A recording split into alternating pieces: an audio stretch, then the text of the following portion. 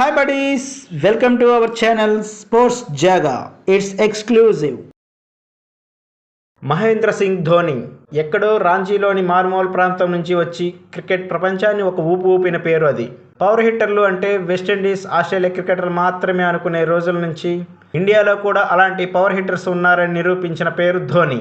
Wicket కీపర్గా, బ్యాట్స్మెన్గా, కెప్టెన్గా తను సాధించిన రికార్డ్స్ని భవిష్యత్తులో ఇంకొకరు తిరగరాయొచ్చేమో కానీ తనలాంటి తెలివైన, దూకుడైన క్రికెట్ జీనియస్ని మాత్రం తిరిగి పొందలేము. అందుకే ధోని అనేది కేవలం పేరు కాదు, అంతకు మించి. భారత క్రికెట్ చరిత్రలో ధోనిది ఒక ప్రత్యేక అధ్యాయం.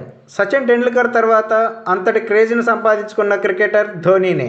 దేశానికి 2 వరల్డ్ కప్లు అందించిన కెప్టెన్ గాను, అలాగే 3 ఐసీసీ ట్రోఫీలను అందుకున్న ఏకైక కెప్టెన్ గాను చరిత్రలో నిలిచిపోయాడు. వరల్డ్ క్రికెట్లో ది బెస్ట్ ఫినిషర్ అంటే ముందుగా గుర్తొచ్చే పేరు ధోని. అతి తక్కువ కాలంలోనే తన ప్రతిభా పాఠవాలతో కీర్తి శిఖరాలను అధిరోహించిన భారత వికెట్ కీపర్ ధోనీనే. మహేంద్ర సింగ్ ధోని 1981 జూలై 7న జార్ఖండ్ రాజధాని రాంచీలో ఒక మధ్యతరగతి కుటుంబంలో జన్మించాడు. తండ్రి పాన్ సింగ్, తల్లి దేవకీ దేవి.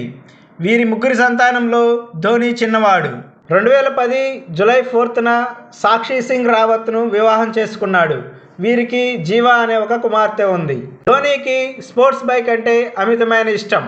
2016లో ధోని బయోపిక్గా వచ్చిన ది అన్టోల్డ్ స్టోరీ అనే మూవీ బాక్సాఫీస్ వద్ద ఘన విజయం సాధించింది.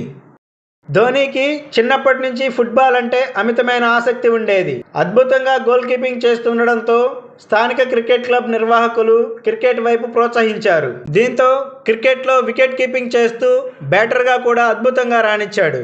1998లో రాంచీ జిల్లా క్రికెట్ ప్రెసిడెంట్గా ఉన్న దేవల్ సహాయ్ ధోని ప్రతిభను గుర్తించి టాప్ ఆర్డర్లో బ్యాటింగ్కి పంపించడమే కాక ప్రతి 6కు ₹50 ప్రైజ్ మనీ పెట్టడంతో ధోని చెలరేగిపోయేవాడు. 1999లో రంజీ ట్రోఫీలో అడుగుపెట్టిన ధోని 2000 సంవత్సరంలో తన ఫస్ట్ సెంచరీ సాధించాడు.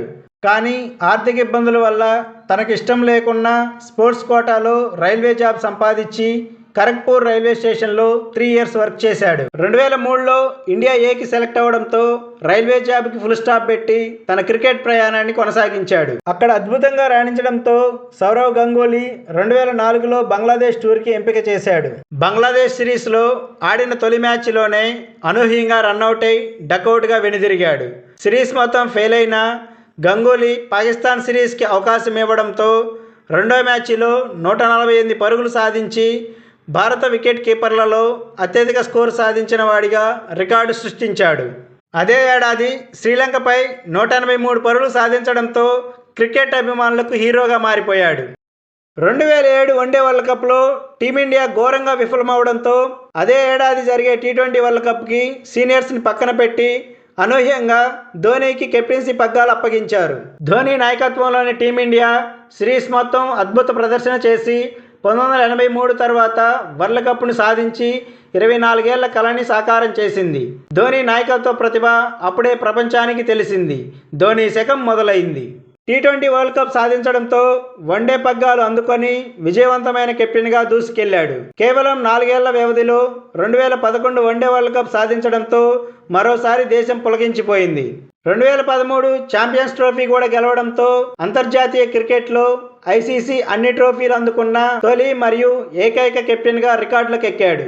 కెప్టెన్సీతో పాటు తన వికెట్ కీపింగ్ విన్యాసాలు, ఫ్రాక్షన్ ఆఫ్ సెకండ్స్లో చేసే స్టంపింగ్స్, మెరుపు వేగంతో చేసే రన్అట్లు ప్రేక్షకులను ఉర్రూతలూగించేవి.